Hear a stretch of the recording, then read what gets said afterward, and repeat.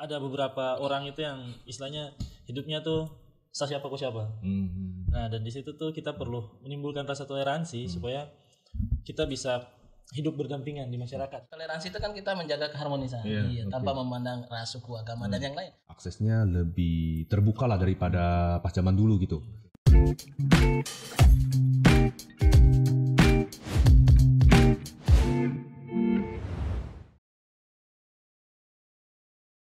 Halo pemirsa maupun pendengar RRI Net dimanapun berada, kita jumpa lagi dalam podcast hari ini. Nah, podcast hari ini kita ngebahas soal toleransi.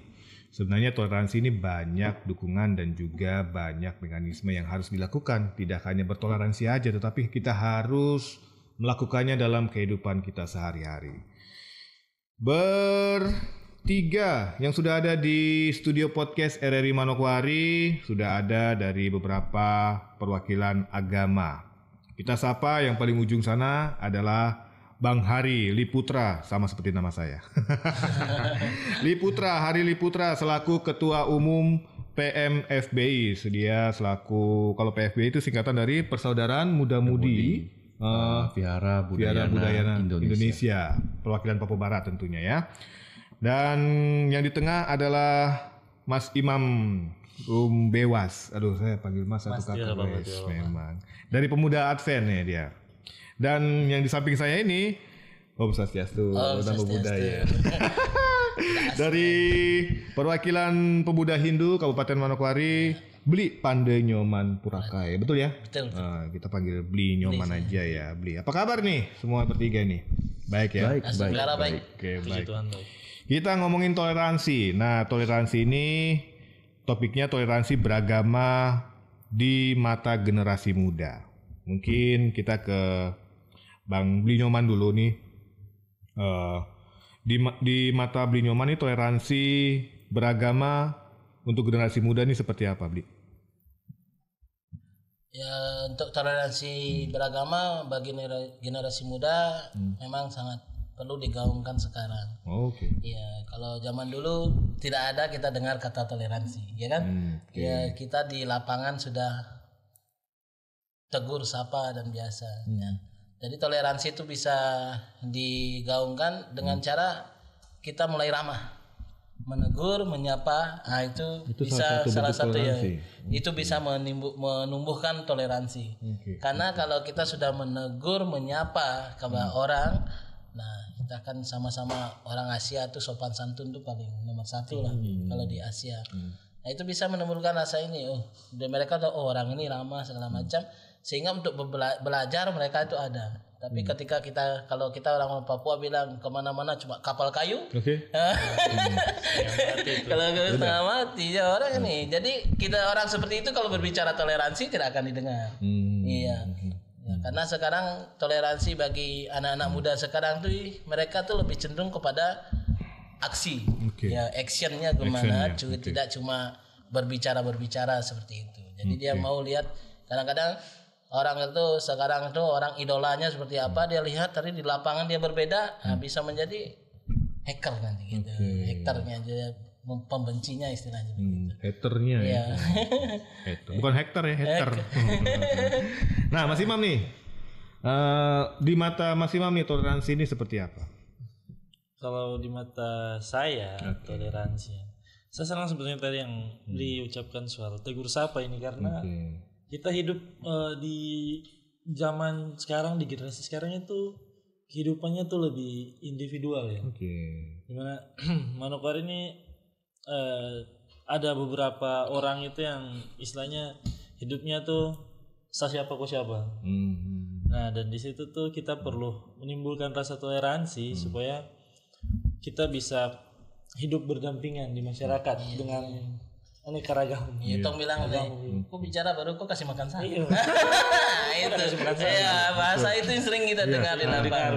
Padahal toleransi itu kan kita menjaga keharmonisan, tanpa memandang ras, suku, agama dan yang lain. Itu sebenarnya lambang daripada kita bagaimana mau hidup rukun. Sebenarnya itu saja tujuannya di sana ya. Kayak yang saya bilang tuh, ini sudah hidup mungkin sudah cukup individual. Jadi yang tadi Beli katakan soal tegur sapa itu luar biasa, itu baik sekali untuk kita. Karena yang kata Bli juga bilang nanti baru sekarang ini kayaknya banyak digaungkan soal toleransi. Karena kalau dulu kan macam orang tuh ramah sekali gitu. Jalan selamat pagi.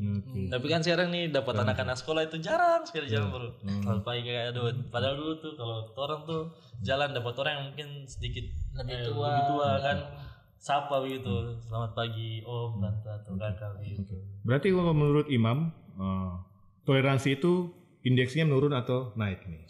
Sebetulnya kalau yang saya lihat sekarang sih ini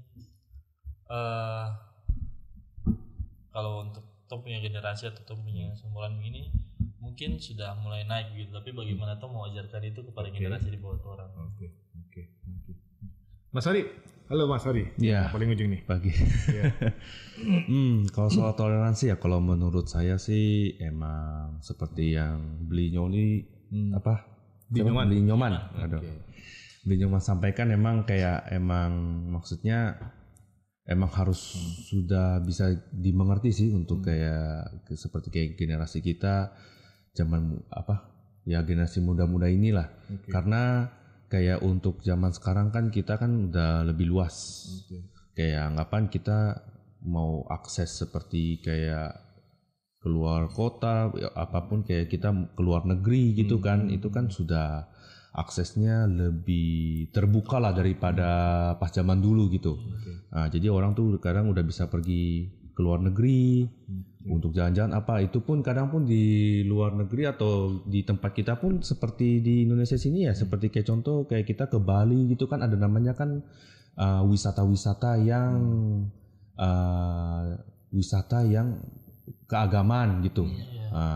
Kayak seperti pergi ke tempat masjid atau enggak kayak gereja atau enggak ke kayak Candi Borobudur, itu kan sudah jadi tempat wisata. Dan itu makanya kita perlu belajar dengan toleransi, karena kita ke tempat ibadah tersebut itu kan walaupun kayak emang kita dari beda beragama gitu, kita mesti mengerti gitu, kita mesti bisa mentoleransi. Kadang ada orang yang nggak terima, nah itu makanya lah toleransi itu tuh perlu yang kita pahami gitu. Karena untuk kayak kita bisa lebih belajar dan terbuka untuk orang-orang yang ada di dunia ini, itu perlu ada namanya toleransi. Toleransi. Dan pemahaman gitulah. Kita ngomongin toleransi. Ada beberapa toleransi mungkin sekarang ini sudah meluas ya melalui media sosial. Kalau menurut pandangan hari ini toleransi ini bisa menghambat tidak kalau melalui media sosial? Atau malah memajukan? Kalau media sosial ya? Melalui media sosial tuh. Sebenarnya kalau media sosial ini kalau menurut saya sih bisa dua-duanya sih. 50-50 ya? 50-50 iya. Karena ya itu kayak sekarang kan media sosial ada hoax. Tapi ada emang yang benar yang terbuka gitu, yang maksudnya yang bisa bikin orang lebih open minded gitu. Tapi ya bisa jadi hoax yang bisa bikin orang jadi makin kolot gitu jadinya kan. Jadi itu makanya kadang ya kita kadang tuh tidak boleh selalu berpatokan terhadap sosial media, tapi ya pas di lapangan. Karena pas di lapangan itu kan kita punya koneksi sendiri, ya maksudnya ya yang bisa mengajarkan kita di lingkungan juga gitu kan. Itu kita maksudnya lebih terasakan gitulah. Kalau kita bilang desa kalau patrol. Kalau kita di Bali bilang desa kalau patrol. Kamu tinggal itu sesuaikan di mana, kalau pepatah bilang di mana tanah dipijak di sana langit dijunjung ya. Nah, hal-hal seperti itu sebenarnya kan bisa menumbuhkan rasa toleransi yang tinggi, karena ya kan situasi kayak di Manokwari kan tidak mungkin disamakan dengan di Bali, ya kan? Tidak bisa disamakan dengan di Jawa seperti itu. Makanya pepatah itu kalau kita diajarkan sama orang tua itu ya desa kalau patrol. Ya di mana kita tinggal, situasinya bagaimana, kondisinya seperti apa, dan kita bisa menyesuaikan. Kalau dengan seperti itu, keharmonisan itu akan dijaga. Iya. Dimana kearifan lokal itu bagaimana kita juga jaga kearifan lokal gitu. Dan kita juga tidak meninggalkan jati diri kita. Gitu. Nah, itulah yang dipertahankan di Bali, bisa bertahan seperti itu kan, jati diri dia sebagai orang Bali tidak ditinggalkan. Ya, bahkan Ya, yang saya harap sebenarnya kalau saya tinggal di Manokwari ini ya bahasa daerahnya itu bisa dipertahankan. Iya, itu sebenarnya paling luar biasa, jati diri lah gitu bilang. Bahasa itu jati diri. Jadi toleransi itu akan berjalan seiring dengan waktu. Seperti saya bilang tadi, fleksibel, perkembangan zaman. Nah, yang positif kita angkat, yang negatif kita buang gitu. Karena ada di masanya itu harus dipakai, ada di masanya itu tidak bisa dipakai pada zaman sekarang. Iya, kefanatikan itu boleh, itu adalah hal yang luar biasa, fanatik kepada keyakinan atau apa itu memang diharuskan di masing-masing keagamaan. Artinya fanatik ini boleh ya, fanatik boleh, tapi di kalangan tersendiri loh. Iya, kalangan sendiri. Kita mau fanatik kepada Tuhan ya itu sudah urusannya dia. Wajarnya. Itu kan kalau kita mau membuka diri itu semua mempunyai hal seperti itu. Tapi dia tidak. Kalau kita lihat di jalanan, kayak saya sendiri, umumnya kayak saya kalau dengan teman-teman pemuda lintas agama sering saya berkumpul ini. Ketika ada makan segala macam, saya orangnya vegetarian. Biasa mereka berbicara ini. Saya juga ikut nimbrung, walaupun saya tidak makan. Yang mana yang saya harus bisa makan itu yang saya makan, yang mana tidak saya tidak gitu. Tapi tidak mengurangi batas circle kita pergaulan kita gitu. Pergaulan kita ya. Ya kita harus terbuka saja dengan mereka. Dan mereka ketika mungkin awal-awalnya canggung, aduh, kamu ini datang sama masak apa, gitu, mesti makan apa. Tapi setelah terbiasa, mereka terbiasa seiring dengan waktu. Itu ya, dengan seringnya kumpul atau sharing begitu, kita bisa mengerti satu sama lain. Mas Ari mau tambahan? Ya. Santai saja. Santai ya. Ya itu sih ya seperti Beli Nyoman yang sampaikan memang ya itu makanya kan kayak apalagi yang kayak media sosial ini memang makanya kita harus bisa memanfaatkan dengan baik. Memanfaatkan dan memilah kalau apalagi yang kayak seperti tadi yang ada soal fanatik begitu agama ya emang itu sebenarnya kalau dari sisi rohani memang ada bagusnya gitu namanya kan kita mengupgrade diri mengupgrade kita kan maksudnya mengagumi secara rohani tetapi ya maksudnya kadang yang ada yang agak kurang baiknya kalau misalnya kan kadang kan ada yang menyalahgunakannya gitu loh yang kefanatikan ini kan apa yang dia lakukan kepada orang lain itu kadang kan ada yang dipaksakan atau apa itu kan sebenarnya agak kurang gitu kan yang penting maksudnya tuh bagaimana komitmen kita terhadap yang di atas gitu loh itu yang sebenarnya yang lebih penting sih itu kalau dari saya lah. Mas Imam, kalau Tom bicara soal apakah toleransi ini akan menjadi penghambat? Iya, penghambat melalui media sosial itu bisa menghambat atau tidak sebenarnya? Sebetulnya kayak tadi Kak Heri bilang itu bisa menghambat dan bisa memajukan juga. Tergantung bagaimana kita ini mau melihat sudut pandangnya atau kita terima berita begitu. Kalau kita terima berita hoax dengan cuma-cuma ya jelas itu akan menghambat. Kita punya toleransi gitu. Telan mentah-mentah baru baca begini. Di sana ada ini karena tersinggung bukan tersinggung tapi bahasanya tuh kan kalau hoax ini kan kebanyakan orang yang bikin hoax ini menggiring opini ya. Ketika mungkin beritanya tuh tidak seharusnya seperti begitu atau mungkin fullnya itu tidak seperti begitu cuma dipenggal sepelintir saja begitu untuk menggiring opini begitu. Jadi ketika sudah beritanya sudah terbit di media sosial, nah itu akan menghambat begitu. Tapi bagaimana kalau Tom mau cari tahu ini benar atau tidak? Kalau Tom cuma telan mantah-mantah dia punya informasi ya itu akan menghambat. Saya ingat waktu kejadian beberapa tahun yang lalu Indonesia ini pernah kena hoax secara massal. Ada salah satu artis nih dibilang dipukuli. Nah, padahal dia operasi plastik. Itu bisa menjadi bumerang buat kita bahwa kita sudah menginjustice mereka, kita sudah menghukum mereka, kita sudah mengata-ngatai mereka. Padahal di balik semuanya itu berita hoax tadi, informasi hoax ya. Nah, itulah tadi. Makanya yang tertipu bukan anak-anak. Ada yang S3 segala macam juga. Iya. Nah, ini ada satu lagi nih. tantangan apa sih yang mungkin kalian bertiga hadapi pada saat menjaga prinsip ataupun toleransi? Misalkan kalian nongkrong di teman ataupun lingkungan, terus kemudian ada yang intoleransi seperti itu. Dari Bang Phil. Ya, kalau tantangan sih biasa bertolak belakang dengan diri kita kan. Kalau pendapat orang, tapi kan kita punya prinsip. Jadi kalau saya tuh sudah menanamkan prinsip itu dari SMP. Di mana nanti kita tinggal. Nah, kalau kita orang tua dulu, ya puji Tuhan, astungkara saya punya orang tua dengan kerabat dekat itu mengajarkan saya yang positif. Jadi mereka selalu memakai istilah orang-orang tua dulu tuh.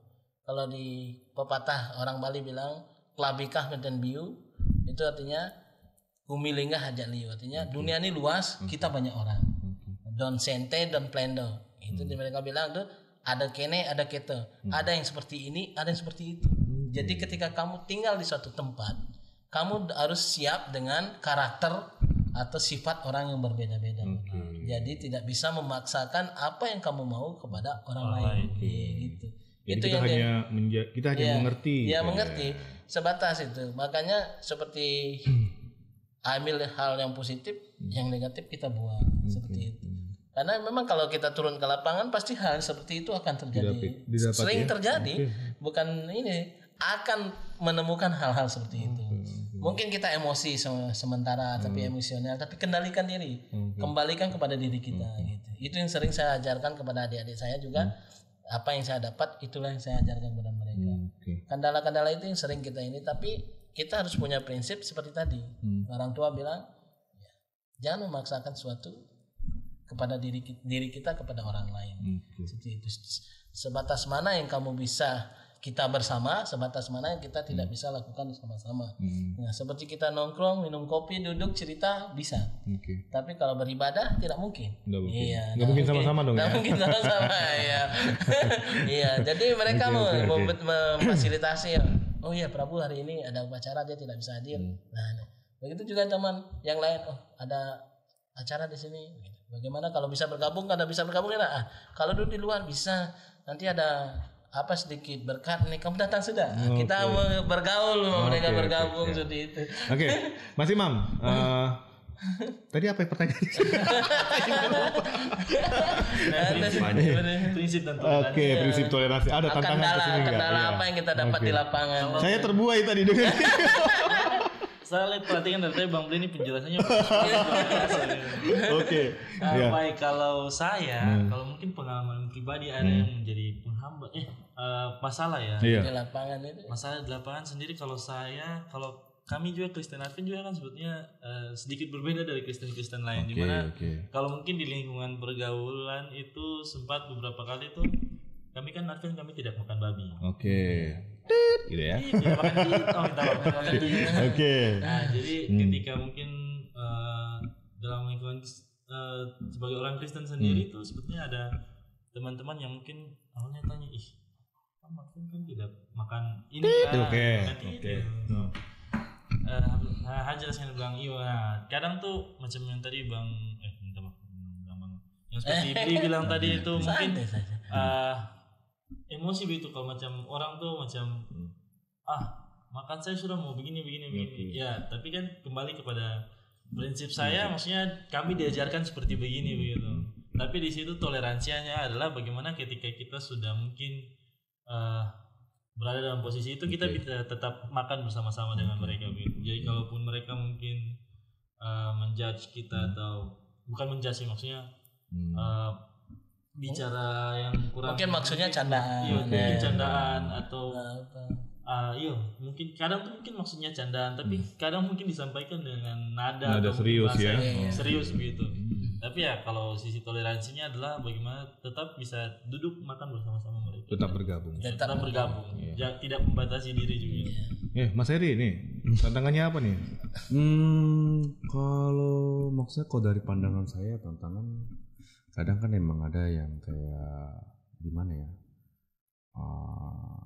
Ada yang kadang yang ekstrim atau apa gitu kan. Cuman ya kalau dari menurut saya gitu, yang lebih bagusnya sih ya bagaimana kadang kayak kita tuh bisa pertama empati. Kita harus bisa maksudnya berempati dulu.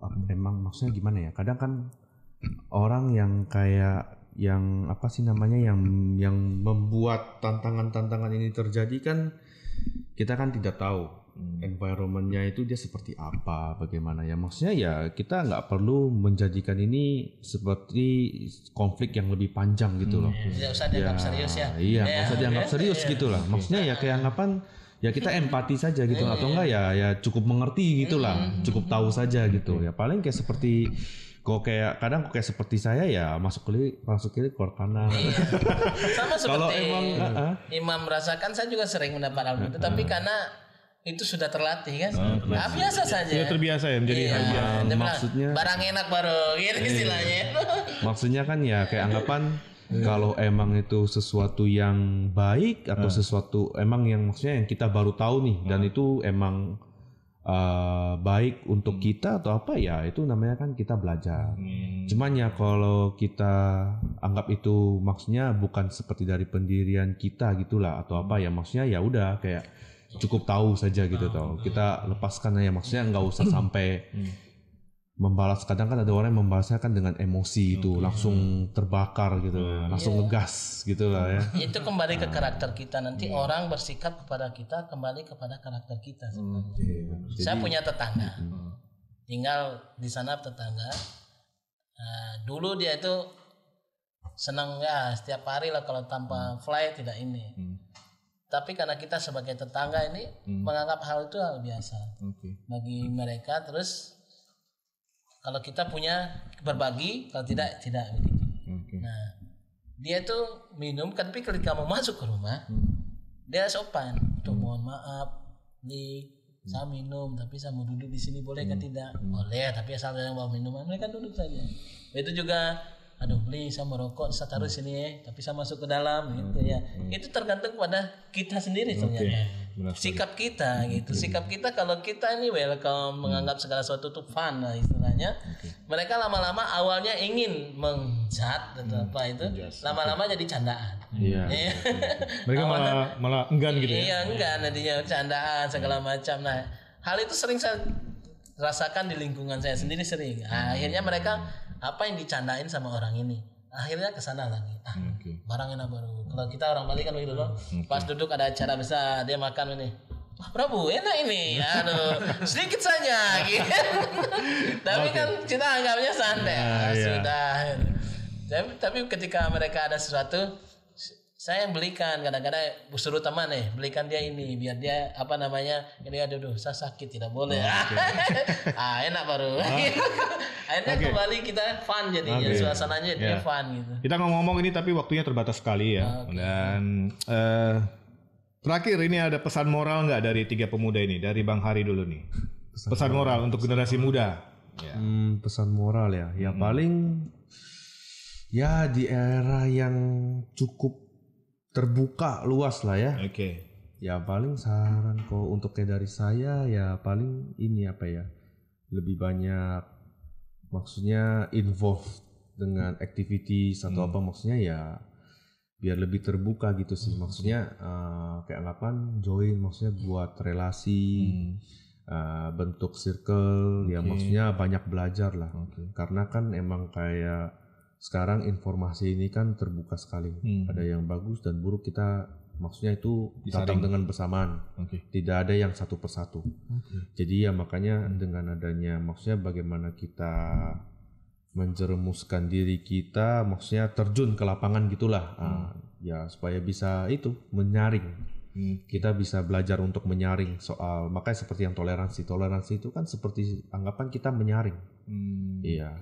Nah, toleransi itu kayak anggapan seperti saringannya gitu loh. Nah, jadi makanya ya toleransi itu penting agar kita bisa menyaring, dan juga ya seperti itu. Menyaring ini kan bisa ada seperti manfaat untuk kita atau yang seperti mungkin yang tidak cocok sama kita atau bagaimana. Nah, itulah makanya toleransi itu penting, dan bagaimana cara kita memahaminya yaitu dengan namanya membentuk relasi atau enggak environment yang sehat gitulah ya. Nah, kalau dari saya itu sih. Thank you, makasih. Mas Imam? Kalau dari saya mungkin pesan moralnya nih. Pesan moralnya singkat saja. Oke. Jangan menutup diri. Oke. Tetap membuka atau punya pikiran untuk belajar tentang bahwa banyak orang atau kita ini hidup di beraneka ragam yang majemuk. Ya, masyarakat yang majemuk. Karena ketika kita tidak menutup diri dan kita membuka atau punya pola pikir, saya rasa di situ kita bisa saling bertoleransi. Oke. Thank you Mas Imam. Bli, singkat ya Bli ya? Iya, saya singkat saja. Ketika kita, kalau pesan saya kepada generasi muda itu, kalian bergaul tuh bisa bergaul tapi bisa memilah. Ingat bisa membedakan antara keyakinan dengan sosial itu. Kalian bisa memposisikan di posisinya masing-masing. Oke, terima kasih Bli. Mendalam Mas Hari, Imam ya. Dan buat teman-teman sekalian sudah bergabung dan sudah mendengarkan ataupun menonton podcast dari RRI Manokwari. Saya Putra Arianto mewakili kerabat kerja, ada produser saya Miss Tesalorika Wiser dan juga ada Vero Lasut dan juga tim teknik Joshua dan juga Mas Sugeng yang mengucapkan terima kasih atas perhatian Anda. Kita ketemu lagi. Kita ketemu lagi dalam podcast selanjutnya bersama rekan-rekan lainnya. Sampai jumpa. Oke.